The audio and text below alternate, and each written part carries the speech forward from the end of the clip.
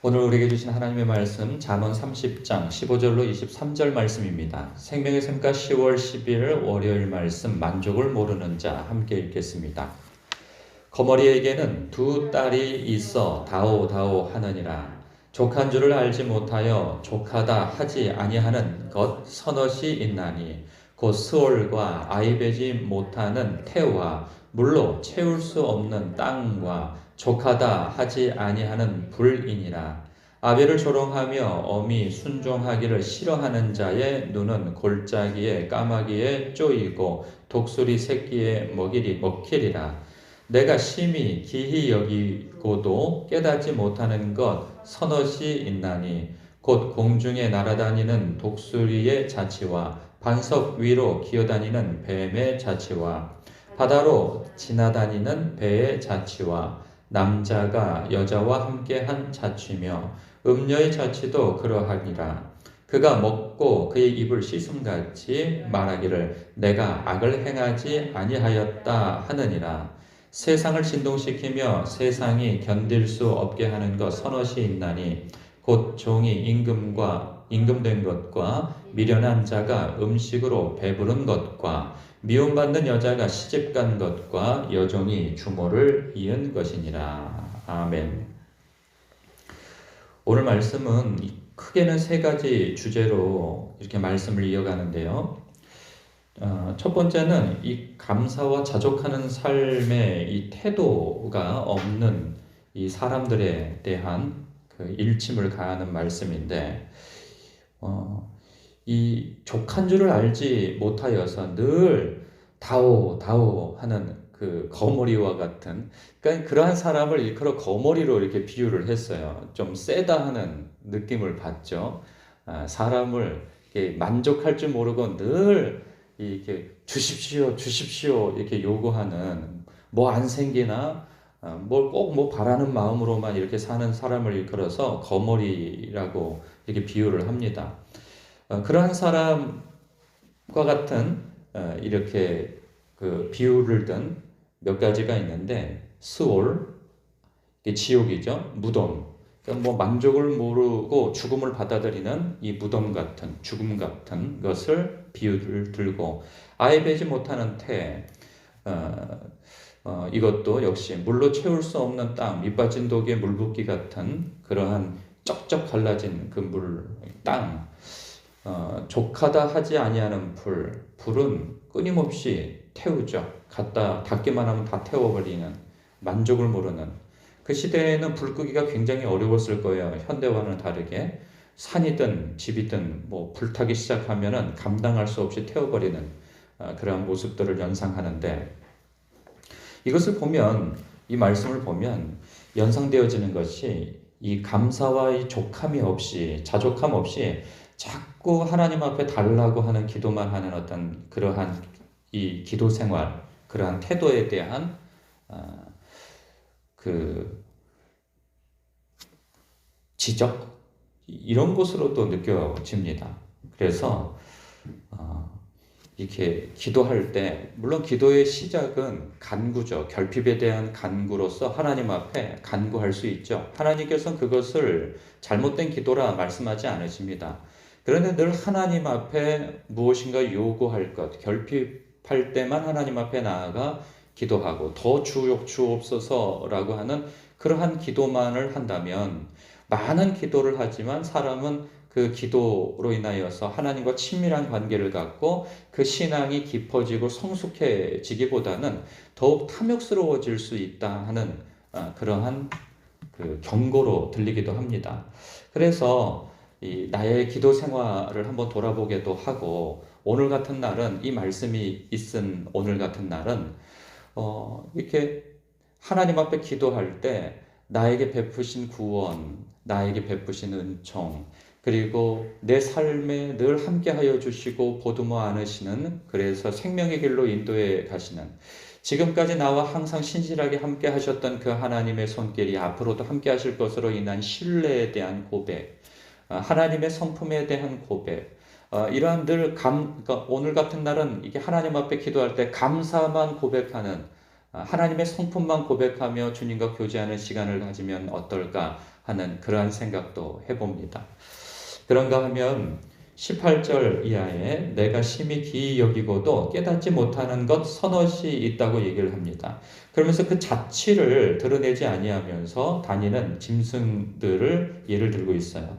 공중에 날아다니는 독수리의 자취, 반석 위로 기어다니는 뱀의 자취, 바다로 지나다니는 배의 자취와 남자가 여자와 함께한 자취며 음녀의 자취도 그러하니라 하면서 정작 하고 싶은 얘기가 마지막에 있는 거죠. 그가 먹고 그의 입을 씻음같이 말하기를 내가 악을 행하지 아니하였다 하느니라. 그러니까 명백히 잘못했으면서도 불구하고 자신의 죄와 잘못을 인정하지 않고 오히려 그것을 발뺌할 뿐만 아니라 그것을 상대방에게 뒤집어 씌울 그러한 모습을 연상케 합니다. 그래서 자기가 분명히 잘못했음에도 불구하고 증거 있어? 봤어? 마치 이런 태도를 연상케 합니다.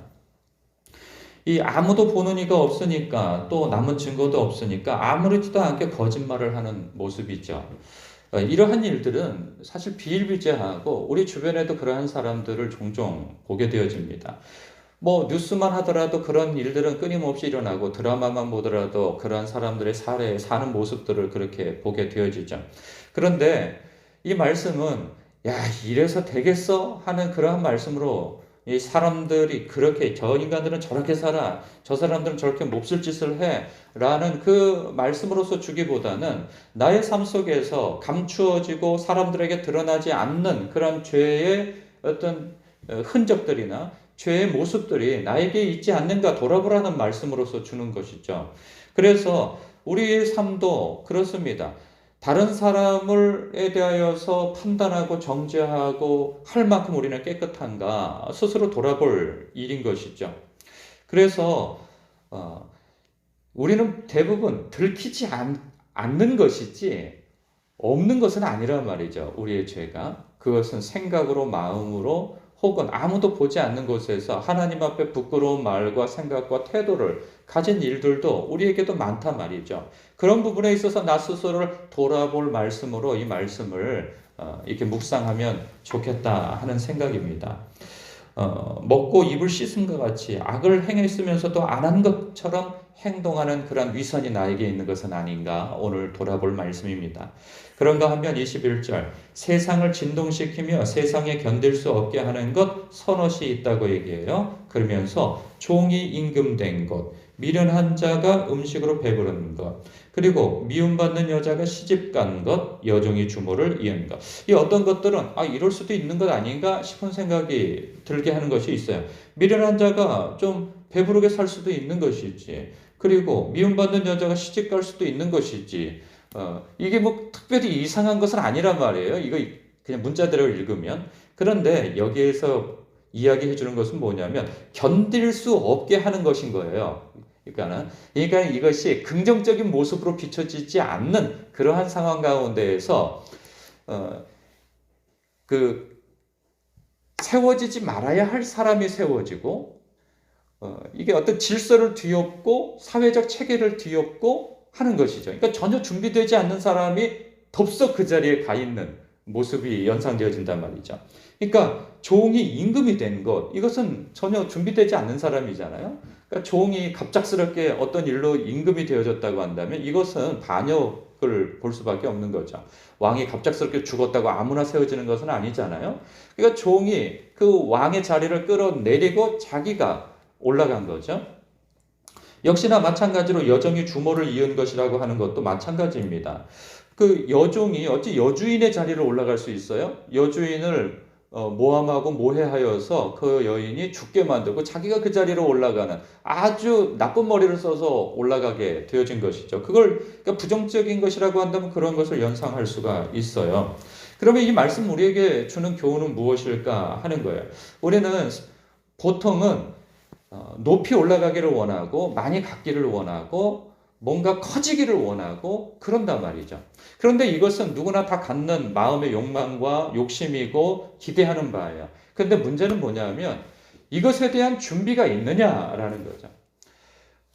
전혀 결혼에 대한 어떤 영적인 그리고 성품적인 준비가 되어지지 않았음에도 불구하고 욕망에 따라서 혹은 때가 됐으니 결혼을 해야 된다고 하는 그런 사람들도 많이 있습니다.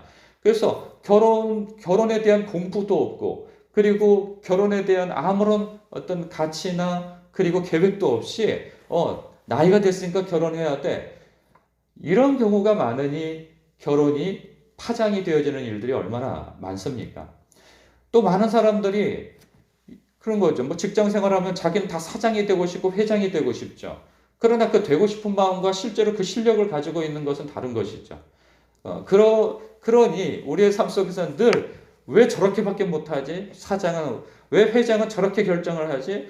사장과 회장에 대해서 늘 그런 말을 해대지만 정작 자기는 그 자리에 올라가 있으면 더 잘할 것 같지만 그러지 못하는 자신. 저도 마찬가지예요. 제가 전도사 때에는 담임 목사가 되어지 뭐 대단하게 잘할 것 같이 막 그랬으나 막상 담임 목사가 되어지니까 그 사람과 똑같은 내가 손가락질 했던 그 모습이 나에게도 여전히 있고 그 부족함이 나에게도 여전히 남아있다고 하는 것에 대한 인간적 한계 이런 것들도 발견하게 되어지거든요. 사람은 또 부자가 되고 싶어 합니다. 그런데 부자가 그 사람한테 재앙이 될 수 있어요. 아무런 준비도 되어지지 않고 하나님의 뜻대로 그 재물을 사용할 능력도 영성도 되어지지 않으면서 막연히 나도 부자가 되어졌으면 좋겠다. 그것 때문에 오히려 영혼이 망하게 되어지죠.